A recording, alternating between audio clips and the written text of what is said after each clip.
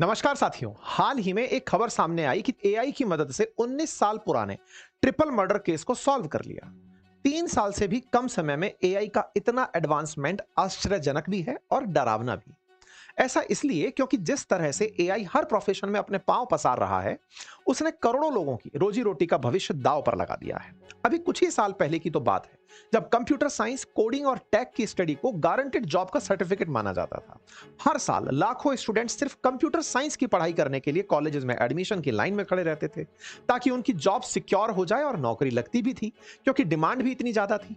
लेकिन इस बीच 30 नवंबर 2022 को कुछ ऐसा हुआ जो जॉब के फ्यूचर को हमेशा हमेशा के लिए बदलने वाला था। मैं बात कर रहा हूं ओपन एआई के पहले मॉडल चैट जीपीटी 3.5 के लॉन्च इवेंट की। Essays, philosophical questions, even therapy. ChatGPT is a computer program that will write whatever you want quickly and convincingly. तब कोई नहीं जानता था कि एक चैटबॉट के नाम से हम सबके सामने आया ओपन एआई का ये मॉडल आर्टिफिशियल इंटेलिजेंस के ऐसे युग की शुरुआत करने जा रहा है जो सिर्फ 2.5 साल बाद ही लाखों करोड़ों लोगों की नौकरी खत्म करने का कारण बनता दिखेगा। एआई पावर्ड एक छोटी सी चिप की मदद से हजारों किलोमीटर दूर बैठे किसी व्यक्ति के बेडरूम में ही उसे मारा जा सकेगा और बड़े बड़े युद्ध के समीकरण बदले जा सकेंगे। Education, economy, technology, coding, software development, complex calculations, medical science, research, जो कुछ भी आप सोच सकते हैं आज एआई वो सब करने में सक्षम हो रहा है। और इसका परिणाम है लाखों लोगों की नौकरियों पर एआई की वजह से लटकती तलवार। आजकल ये बहुत आम बात हो चली है कि खबर आती है कि किसी बड़ी कंपनी में एआई के चलते हजारों लोगों को नौकरी से निकाल दिया गया है। अकेले 2025 में अब तक 1 लाख से ज्यादा लोग अपनी नौकरियां गंवा चुके हैं। और ये वो लोग हैं जो Microsoft, IBM, Intel, Amazon, Google, Meta जैसी कंपनियों में काम कर रहे थे और टेक रोल पर काम कर रहे थे। माइक्रोसॉफ्ट ने मई में 6000 लोगों को नौकरियों से निकाला था और अब जुलाई अगस्त में 9000 लोगों को नौकरी से निकालने की तैयारी कर रहा है। In a significant move shaking the global tech industry, Microsoft has announced the layoff of approximately 9,000 employees. Amazon पिछले कुछ सालों में 27,000 लोगों को नौकरियों से निकाल चुका है। आईबीएम ने अपने एचआर डिपार्टमेंट से 8,000 लोगों को यह कहकर निकाल दिया कि एआई की मदद से एचआर का काम अब लगभग ऑटोमेटेड हो चुका है। साथियों, एआई का कारण देते हुए हजारों लोगों की नौकरियों से निकाले जाने की खबर की ये जो लिस्ट है ना, ये काफी लंबी है और अगर ये खबरें कम पड़ जाएं तो बाकी का असर एआई एक्सपर्ट्स के स्टेटमेंट पूरा कर देती हैं। जैसे गेफ्रे हिल्टन, जिन्हें एआई का गॉडफादर कहते हैं, उनका साफ साफ कहना है कि अगले कुछ सालों में अधिकतम व्हाइट कॉलर जॉब एआई से रिप्लेस हो जाएंगी। How dangerous AI could be. I realized that these things will one day get smarter than us, and we've never had to deal with that. And if you want to know what life's like when you're not the apex intelligence, ask a chicken. So there's risks that come from people misusing AI, and then there's risks from AI getting super smart and deciding it doesn't need us. Geoffrey Hinton जैसे और भी कई experts हैं जिन्होंने समय समय पर AI से होने वाले मास जॉब लॉस के खतरे को लेकर अपनी बात कही। अब एक तरफ ये डरावने नंबर्स और डेटा हैं और दूसरी तरफ नौकरी पाने वालों के लिए सालों पढ़ाई कर चुके वो स्टूडेंट्स जिनके सपने एआई की रैपिड ग्रोथ की रेस में हर दिन कुचले जा रहे हैं। और ऐसी स्थिति में सवाल आता है कि नौकरियों का भविष्य क्या है। ऐसी दुनिया जिसके बारे में कहा जा रहा है कि इंसानों के बॉस से लेकर गर्लफ्रेंड भी अब एक एआई रोबोट होगा, वहां कोई खुद के फ्यूचर को कैसे सिक्योर कर सकता है? क्या स्थिति सच में हाथ से निकल चुकी है या फिर सिर्फ कुछ लोगों द्वारा एआई इंपैक्ट का एक बबल बनाया जा रहा है जबकि रियलिटी कुछ और ही हो? साथियों, अगर आपके मन में भी यही सभी सवाल चल रहे हैं और आप एआई से रिप्लेस होने के डर में जी रहे हैं तो यह वीडियो आपके लिए बहुत जरूरी है, जिसमें हम एआई के इंपैक्ट और फ्यूचर ऑफ जॉब से जुड़े हुए हर एक पहलू पर विस्तार पूर्वक चर्चा करने वाले हैं और साथ ही बात करेंगे वर्ल्ड इकोनॉमिक फोरम की फ्यूचर ऑफ जॉब्स रिपोर्ट 2025 पर, जो आज के समय में एआई से रिप्लेस होने से डर रहे लोगों के लिए और लाखों स्टूडेंट्स का फ्यूचर सिक्योर करने में सबसे ज्यादा हेल्पफुल साबित हो सकती है। तो चलिए शुरू करते हैं। वीडियो शुरू करने से पहले आपको यह जानना भी चाहिए कि आज का दौर वो है जहां हर नया ऐप, हर नया टूल, हर नई नौकरी के पीछे एक ही चीज काम आ रही है, एआई। अब एआई सिर्फ टूल नहीं रह गया है, ये हमारी बातचीत, हमारी जॉब्स, हमारी सोच, यहां तक कि हमारी भावनाओं में भी एंट्री कर चुका है। AI girlfriend, AI therapist, AI teacher, AI bosses, सब कुछ संभव हो चुका है। अब ये सुनने में जितना फ्यूचरिस्टिक लगता है उतना रियल भी है। इस रियलिटी में सबसे बड़ा सवाल यह है कि क्या आप इस बदलाव के लिए तैयार हैं? क्योंकि अब वो जमाना नहीं रहा जब एक ही स्किल से पूरी जिंदगी जिंदगी गुजरती थी। आज जो जॉब्स हैं वो शायद कल मौजूद भी ना हो, और जो कल आने वाली हैं उसके लिए आज तैयारी करनी होगी। इसलिए अब जरूरत है कि हम एआई से डरने की बजाय उसे समझें, सीखें और उससे आगे निकलें। यही सोच लेकर स्केलर आपके लिए एक प्लेटफॉर्म लेकर आया है जो आपको एआई, डेटा साइंस और मशीन लर्निंग जैसे फ्यूचर रेडी स्किल सिखाने में मदद करता है। यहाँ सिर्फ थ्योरी नहीं, बल्कि आपको इंडस्ट्री एक्सपर्ट से live guidance, real world project और 900 से अधिक कंपनियों में प्लेसमेंट तक की सुविधा मिलती है। 15,000 से ज्यादा लोग पहले ही अपने करियर को अपग्रेड कर चुके हैं, अब बारी आपकी है। इनके पास में 0 ब्याज से लेकर 2 साल तक की आसान ईएमआई का विकल्प है। तो अगर आप चाहते हैं कि आने वाले कल में आपकी जगह कोई मशीन ना ले, तो आज ही स्किलर की फ्री लाइव मास्टर क्लास में हिस्सा लें। ईएमआई भी आसान है और सीखना भी। अब बात करते हैं एआई से कंप्यूटर रेवोल्यूशन की तुलना। असल में देखिए, इस बात को कोई भी दोहराए नहीं है कि एआई की वजह से बहुत सारी जॉब्स गई हैं और आगे भविष्य में भी ऐसा ही होता रहेगा। लेकिन यह पहली बार नहीं है जब किसी नई तकनीकी ने जॉब मार्केट में कोई इंपैक्ट किया हो। 1970 के दशक में जब कंप्यूटर रेवोल्यूशन आया था, तब भी कुछ इसी तरह की सिचुएशन बनती हुई दिखी थी। लोगों ने मास जॉब लॉस की बातें कही थी। गवर्नमेंट्स को एक बार फिर से यूनिवर्सल बेसिक इनकम के बारे में सोचने को कहा गया था। बड़े बड़े इकोनॉमिस्ट्स ने कंप्यूटर के रेवोल्यूशन को टेक्नोलॉजिकल अनएम्प्लॉयमेंट क्राइसिस से जोड़ दिया था। ऐसा नहीं था कि उनकी ये सारी बातें गलत साबित हुई थी। बहुत से ऐसे जॉब रोल वास्तव में थे जो कंप्यूटर के आने से बिल्कुल खत्म हो गए थे, जैसे क्लरिकल काम थे, एडमिनिस्ट्रेटिव काम थे या मैन्युफैक्चरिंग से जुड़ी कुछ नौकरियां खत्म हुई थी। वर्ड प्रोसेसर्स और स्प्रेडशीट का अडॉप्शन बढ़ने से सेक्रेटेरिएट, टाइपिस्ट, बुक कीपर्स और रेपिटेटिव टास्क ऑटोमेटेड हो गए थे, और ऐसी बहुत सी नौकरियां थी जो कंप्यूटर के आने से खत्म हुई थी। लेकिन ऐसा नहीं था कि ये एक दिन में खत्म हुई हो। कंप्यूटर को दुनिया के हर देश और डिपार्टमेंट का हिस्सा बनने में लगभग 30 साल का समय लगा था। और ऐसा भी नहीं था कि इस 30 साल में लोगों ने सिर्फ अपनी नौकरियां गंवाई थी, बल्कि जितनी नौकरियां कंप्यूटर रेवोल्यूशन ने खत्म की थी, उससे कहीं ज्यादा नौकरियां आईटी, सॉफ्टवेयर, डिजिटल सर्विसेज में जनरेट भी हुई थी। लेकिन इन नौकरियों को पाने के लिए नए स्किल की जरूरत भी थी। अब जो लोग नए स्किल को सीख पाए, नए जॉब मार्केट की जरूरतों को समझ पाए, उन्हें तो बढ़िया नौकरी मिलती चली गई। लेकिन जिन्होंने समय रहते चीजों को अडॉप्ट नहीं किया, उन्हें इसका नुकसान झेलना पड़ा। और आज जब हम एआई रेवोल्यूशन की बात करते हैं, तो मास जॉब लॉस हो या यूनिवर्सल बेसिक इनकम की डिबेट, ये एक बार फिर से हाईलाइट होती है। और इसको लेकर भी बहुत से एक्सपर्ट्स का कहना है कि एआई जितना जॉब खत्म करेगा, उससे ज्यादा नई जॉब भी क्रिएट करेगा। लेकिन जब कुछ रिपोर्ट्स के नंबर पर ध्यान जाता है, तो अभी तक ऐसा होते हुए दिखता नहीं है। यह मैं इसलिए कह रहा हूं क्योंकि एआई से क्रिएट होने वाले नए जॉब रोल को लेकर मैकिन्जी ग्लोबल इंस्टीट्यूट की तरफ से की गई एक स्टडी में दावा किया गया कि साल 2030 तक एआई 2 से लेकर 5 करोड़ नई नौकरियां दुनिया भर में पैदा करेगी। लेकिन दूसरी रिपोर्ट, जो कि इन्वेस्टमेंट बैंक गोल्डमैन सैक की तरफ से जारी की गई, उसमें कहा गया कि 2030 तक एआई लगभग 30 करोड़ नौकरियों को रिप्लेस कर देगा। हालांकि इस रिपोर्ट में नई जॉब क्रिएट होने की बात भी कही गई, लेकिन नई जॉब के नंबर पर कुछ नहीं कहा गया। अब अगर इन रिपोर्ट में दिए गए नंबर्स को सही मान लिया जाए, तो इनके मुताबिक एआई से खत्म हो रही जॉब का नंबर इससे जनरेट होने वाली नई जॉब के नंबर से कई गुना ज्यादा है, जो कि कंप्यूटर रेवोल्यूशन के बिल्कुल उलट है। लेकिन फिर भी ऐसी बहुत से एक्सपर्ट्स और रिपोर्ट्स हैं जो दावा करते हैं और भरोसा देते हैं कि आने वाले सालों में एआई की मदद से और ज्यादा नौकरियां पैदा होने वाली हैं। साथियों, एआई को लेकर ये जो अलग अलग मत हैं कि कोई मास जॉब लॉस की बात कर रहा है, तो कोई बहुत सारी नई जॉब जनरेट होने की बात कर रहा है, इसका सबसे बड़ा कारण है कंप्यूटर रेवोल्यूशन और एआई रेवोल्यूशन के बीच का अंतर।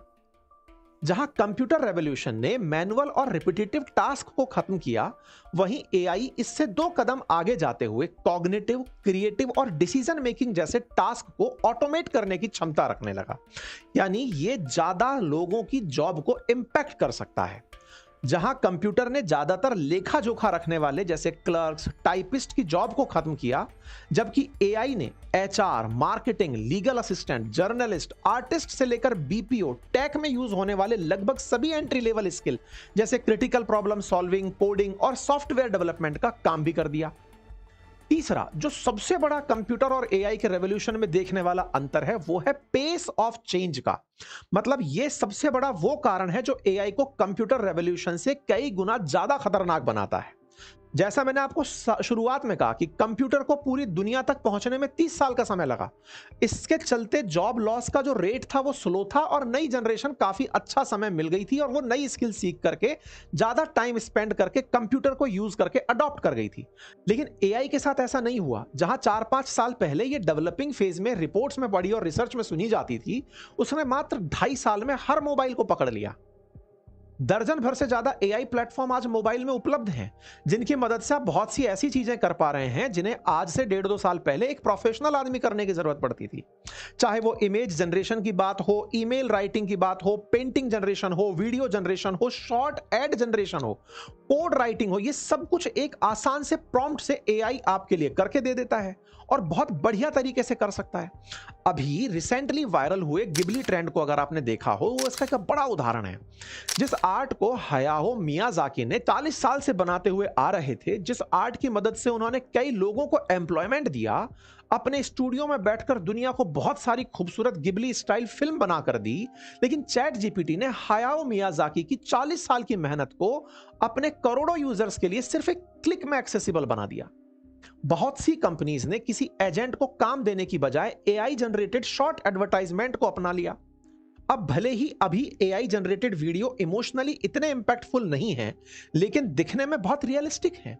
सोचिए, जब विल स्मिथ और स्पैगेटी खाते हुए एआई जनरेटेड वीडियो पे इस एआई जनरेटेड वीडियो तक आने में केवल 2 साल का समय लगा हो, तो आने वाले 5 से 10 साल में एआई से जनरेट होने वाले वीडियो कंटेंट का स्तर कितना सुधर जाएगा।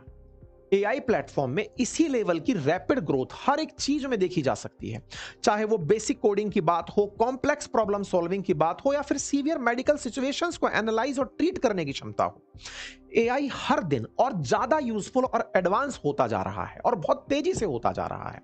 कॉम्प्लेक्स प्रॉब्लम को सॉल्व करने से मतलब है जैसे एक ऐसी प्रॉब्लम या टास्क जो इंसानों की क्षमता से बाहर थी, या फिर अपनी पूरी कोशिश के बाद भी इंसान उसको हल नहीं कर पा रहा था।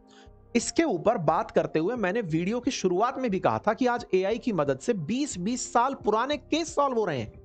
ऐसे ही एक केस सॉल्विंग का मामला केरल से सामने आया, जिसमें पुलिस ने एआई की मदद से 19 साल पहले हुए रंजनी और उसके जुड़वा बच्चे के हत्यारों को पकड़ लिया। दरअसल पुलिस 19 साल से हत्या के आरोपी दिविल कुमार और राजेश को ढूंढ रही थी, लेकिन इतने सालों में उनकी शक्ल में हुए बदलाव की संभावना से पुलिस कोई ठोस कदम नहीं उठा पा रही थी। अब यहां पर पुलिस का एक एक्सपेरिमेंट के तौर पर एआई मदद से उनकी पुरानी फोटो को ऐसा बनती है कि ये दोनों उस 19 साल बाद कैसे दिखते होंगे, इनके चेहरे पर क्या बदलाव आए होंगे। एआई की मदद से जो फोटो बनी उसका 90% मैच सोशल मीडिया पर अपलोड की गई एक वेडिंग फोटो के साथ हो गया। परिणाम स्वरूप पहला आरोपी राजेश कुमार, जो कि प्रवीण कुमार के नाम से पांडिचेरी में रह रहा था, उसे पकड़ लिया गया और दूसरे आरोपी डेविल कुमार को भी प्रवीण की मदद से पकड़ लिया गया। पिछले कुछ महीनों में ऐसे ढेर सारे कॉम्प्लेक्स क्रिमिनल केसेस की न्यूज सामने आ रही है जो एआई की मदद से सॉल्व हो रहे हैं। साथियों, एआई का यही रैपिड एडवांसमेंट और फास्ट चेंज ऑफ पेस सबसे बड़ा कारण है कि कुछ लोगों का मानना है कि कंप्यूटर रेवोल्यूशन के मुकाबले एआई रेवोल्यूशन काफी ज्यादा खतरनाक साबित हो सकता है। और जिन लोगों का यह मानना है उनमें एआई के खुद गॉड फादर गैफ्रे हिल्टन शामिल हैं। How dangerous AI could be.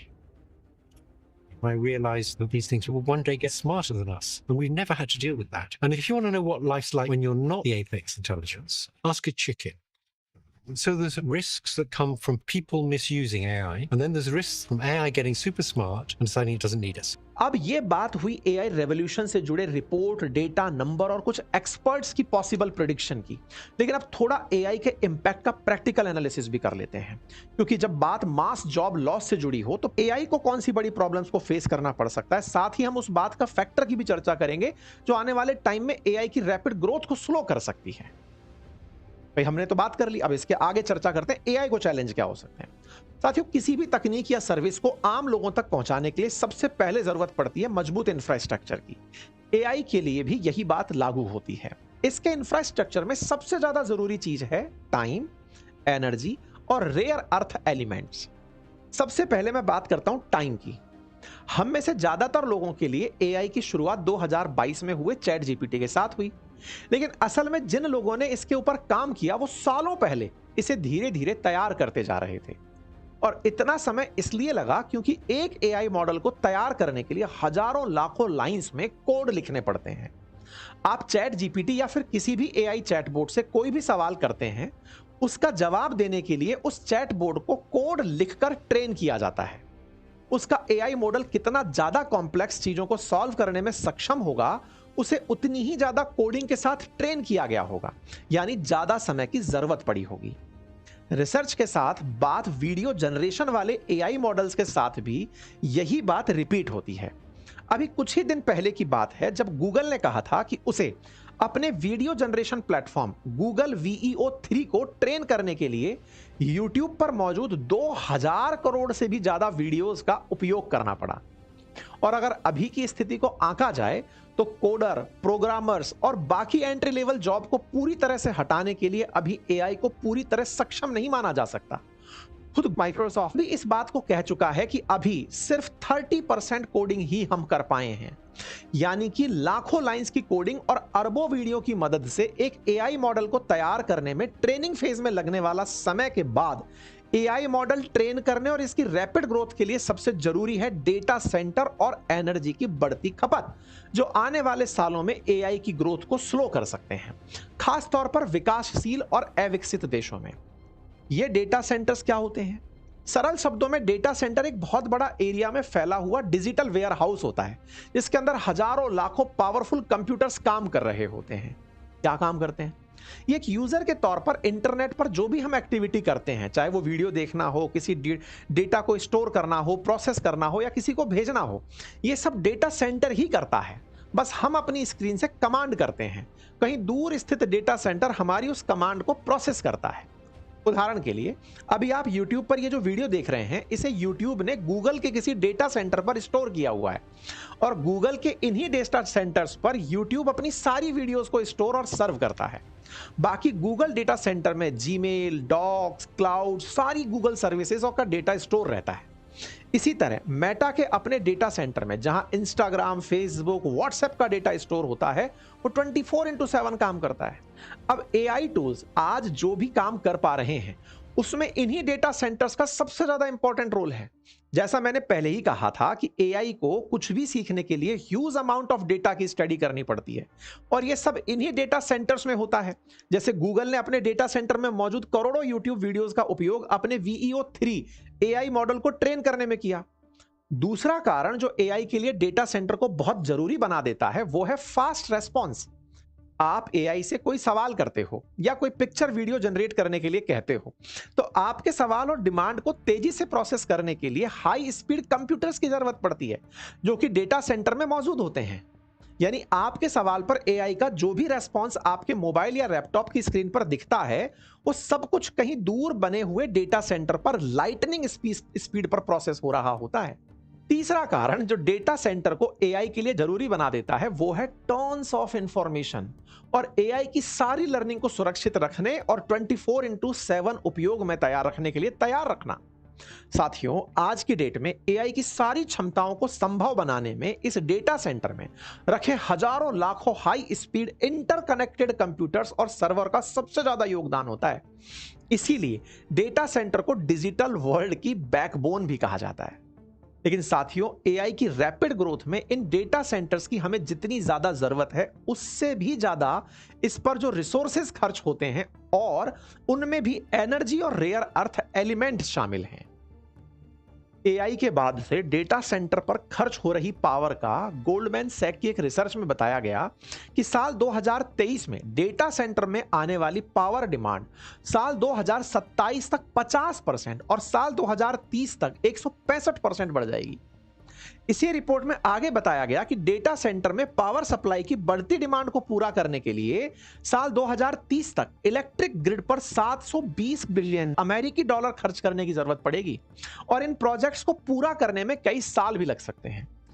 AI के उदय के बाद डेटा सेंटर्स की बढ़ती पावर डिमांड पर इंटरनेशनल एनर्जी एजेंसी की एक रिपोर्ट में बताया गया कि साल 2024 में डेटा सेंटर्स पर 415 टेरावाट आवर की बिजली खपत थी, जो साल 2030 तक दोगुनी होकर 945 टेरावाट आवर हो जाएगी, जो कि आज के समय जापान के पूरे साल की बिजली खपत के बराबर है। और इसीलिए साथियों डेटा सेंटर में बढ़ रही बिजली की इसी खपत को एआई की रैपिड ग्रोथ में सबसे बड़ी रुकावट माना जा रहा है। कहा जा रहा है कि जिस तरह एआई एक्सपर्ट्स दावा कर रहे हैं कि अगले 5 सालों में एआई लगभग सभी एंट्री लेवल पर जॉब खत्म कर देगी, प्रोग्रामर्स को पूरी तरह रिप्लेस कर देगी, वो इतना आसान नहीं होगा। और यही कारण है कि ओपन एआई के सीईओ सैम अल्टमैन ने कहा कि एआई का भविष्य एनर्जी पर डिपेंड करता है। भविष्य की जरूरतों को देखते हुए अल्टमैन ने 2021 में न्यूक्लियर फ्यूजन पर काम कर रही यूएस की एक निजी कंपनी हेलियन एनर्जी को $375 मिलियन दिलवाए थे और डील की थी कि आने वाले सालों में हेलियन एनर्जी माइक्रोसॉफ्ट को एनर्जी प्रोवाइड करवाएगी। एनर्जी की खपत के बाद जो चीज डेटा सेंटर की बढ़ती जरूरत में रुकावट बन सकती है वो है रेयर अर्थ एलिमेंट। अगर कुछ उदाहरण की बात की जाए तो neodymium magnet rare earth element hard drive में उपयोग होता है। यह कॉम्पैक्ट डिजाइन के साथ हाई स्टोरेज स्पेस प्रोवाइड करवाने में काम आता है। दूसरा है यट्रियम। इसके उपयोग से बने सुपर कंडक्टर्स को एनर्जी सेविंग में और डेटा सेंटर में उपयोग में होने वाले कूलिंग सिस्टम में उपयोग में लिया जाता है। तीसरा रेयर अर्थ एलिमेंट है लेंथेनम, जो पावर कट जैसी स्थितिज में बैटरीज को ज्यादा देर तक पावर सप्लाई के लायक बनाता है ताकि डेटा सेंटर के कंप्यूटर बिना रुकावट चलते रहें। कुल मिलाकर 17 ऐसे रेयर अर्थ एलिमेंट हैं जो एआई पावर्ड चिप्स से लेकर के डेटा सेंटर में यूज होते हैं। इनकी बढ़ती डिमांड को पूरा करना बहुत खर्चीला और समय लेने वाला काम है। ऊपर से रेयर अर्थ एलिमेंट की सप्लाई पर चाइना की डोमिनेंस एक बड़ी चिंता का कारण बनता दिख रहा है। एआई की रैपिड ग्रोथ में वो रुकावट भी बन रहा है। ये सब कुछ ऐसे फैक्टर्स हैं जो एआई को इतना एडवांस बनने में रुकावट पैदा कर सकते हैं जिससे ये मास जॉब लॉसेस का कारण बन रहे हों। खास तौर पर भारत जैसे विकासशील या बाकी अविकसित देशों में जहां आज भी करोड़ों लोगों के लिए बेसिक इंफ्रास्ट्रक्चर का अभाव है। ये देश इतना जल्दी एआई के इंफ्रास्ट्रक्चर में करोड़ों अरबों रुपए निवेश करने की स्थिति में नहीं है। लेकिन साथियों, इसका मतलब ये नहीं है कि एआई की ग्रोथ रुक जाएगी। थोड़ा समय या टाइम तो लगेगा, लेकिन एआई का एडवांसमेंट होता रहेगा।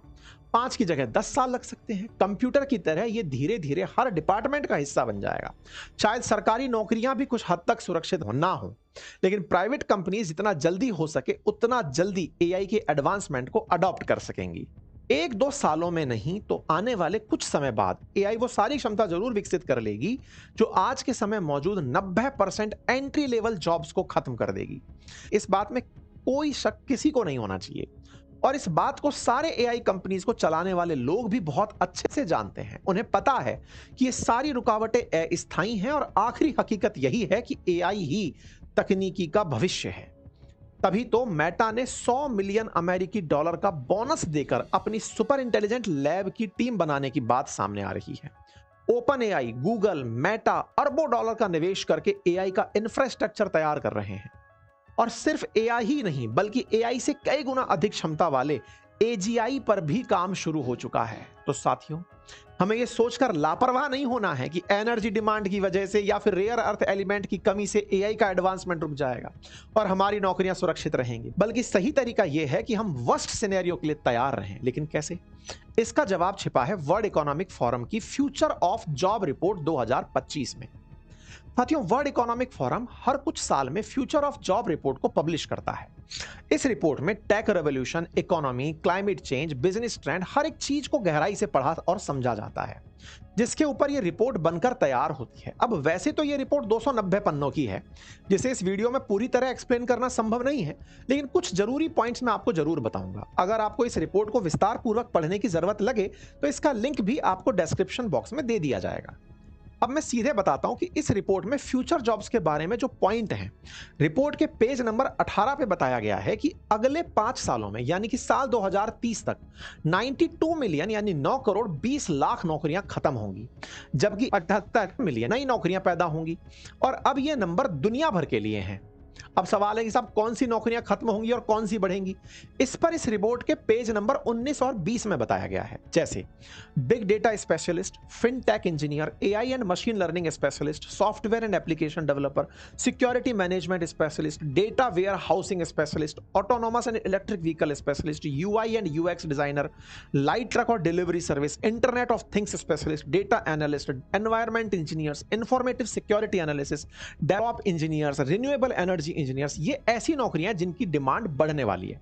जबकि building care taker, cleaner, housekeeper, administrative assistant, executive secretary, transportation attendance, conductor, bank teller, retailer clerk, printing, related trader work, business services, accounting, book keeping, payroll clerk, graphic designer, cashier, ticket clerk, claim adjuster, examiner, investigator, accountant और auditor, security guard, material recording work, ये वो नौकरियां हैं जो तेजी से घटने वाली हैं या पूरी तरह खत्म होने वाली हैं। इसके अलावा इस रिपोर्ट में एआई के चलते तेजी से बढ़ते हुए ऑटोमेशन पर भी डेटा दिया गया है। बहुत से सेक्टर्स जैसे हेल्थ केयर से लेकर government, public sector, energy, retail, manufacturing, supply chain, production और तमाम सेक्टर्स में ऑटोमेशन काफी तेजी से बढ़ रहा है। टॉप स्किल्स की अगर बात करें तो इस रिपोर्ट के पेज नंबर 36 पे बताया गया है कि एआई, बिग डेटा, नेटवर्क और cyber security, technological literacy, creative thinking, resilience, flexibility, agility, curiosity और life long learning, leadership and social influence, talent management, analytical thinking, environment, stewardship, system thinking, motivation and self awareness, empathy and active listening, design and user experience, service oriented and customer service जैसे skills को highlight किया है। इसके अलावा इस report में कुछ बहुत सी ब्लू कॉलर और फार्मिंग सेक्टर की जॉब्स को तेजी से बढ़ती जॉब्स की श्रेणी में रखा गया है, जैसे farm worker, labour, agriculture worker, light truck delivery service farmer, framer, finisher, trade worker, shop sales person, food processing worker, car, van, motorcycle driver आदि। आपके मन में यह सवाल आ रहा होगा कि इस रिपोर्ट पर कितना भरोसा किया जाए, और यह सवाल आना बिल्कुल सही भी है।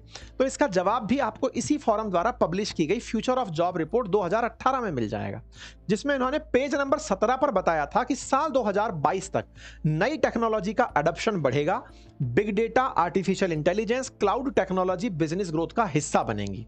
इसके अलावा इन्होंने अपनी रिपोर्ट में जॉब्स के बारे में बताया था कि कैसे एआई और नए स्किल फ्यूचर जॉब्स की परिभाषा को बदलने का काम करेंगे, और इस रिपोर्ट में साल 2018 में बताई गई बातें आज सच साबित हो रही हैं। 2018 में कोई भी आदमी यह अंदाजा नहीं लगा सकता था कि 4-5 साल बाद हम एआई की दुनिया को बनते हुए देख रहे होंगे, इसके प्रभाव को जान रहे होंगे। इसीलिए इस वीडियो की शुरुआत में मैंने आपसे कहा था कि वर्ल्ड इकोनॉमिक फोरम की यह रिपोर्ट आपके लिए बहुत मददगार साबित होगी। तो चलिए आखिर में आपको इस रिपोर्ट में बताई गई एक बात और कहना चाहूंगा कि नौकरी के लिए सिर्फ अपनी पढ़ाई के भरोसे मत बैठिए। अगर आपको तेजी से एडवांस होती एआई के इस दौर में जॉब मार्केट में अपनी वैल्यू बनाए रखनी है तो आपको लगातार सीखना होगा, हर वो स्किल डेवलप करना होगा जो आपको एआई से 2 कदम आगे रखे। फ्यूचर ट्रेंड्स और जॉब मार्केट की नीड्स को समझना होगा, क्योंकि ये बात बिल्कुल सच है कि एआई के एडवांसमेंट के साथ साथ आप बेसिक स्किल्स से भविष्य में जॉब मार्केट में बिल्कुल भी सर्वाइव नहीं कर पाएंगे। इसीलिए वर्ल्ड इकोनॉमिक फोरम की जॉब रिपोर्ट में जिन फास्टेस्ट ग्रोइंग जॉब का जिक्र किया गया है वो सब हाईली स्किल्ड लोगों की डिमांड करती हैं, और यही बात कुछ दिनों पहले ज़ीरोधा के को-फाउंडर निखिल कामत ने भी कही थी कि अब 4 साल की डिग्री के बाद लाइफ लॉन्ग एम्प्लॉयमेंट के दिन जा चुके हैं। इसलिए बहुत जरूरी है कि हमें एआई को नहीं बल्कि इसके चारों ओर चल रही बहस को भी नजरअंदाज करना होगा और आवश्यक चीजों पर ध्यान देना होगा। तो यह था हमारा वीडियो एआई के एडवांसमेंट, इसके लिए कहीं बन रही रुकावटें और नौकरियों में भविष्य पर इसका क्या प्रभाव होगा। आशा करता हूं कि यह वीडियो आपको पसंद आया हो, इसमें दी गई जानकारी आपको एक सही निर्णय लेने में मदद करें, और अगर आप चाहते हैं कि आने वाले कल में आपकी जगह मशीन ना ले तो आज ही स्केलर की फ्री लाइव मास्टर क्लास का हिस्सा बने। ईएमआई भी आसान है और सीखना भी। वीडियो में आखिर तक बने रहने के लिए बहुत बहुत धन्यवाद।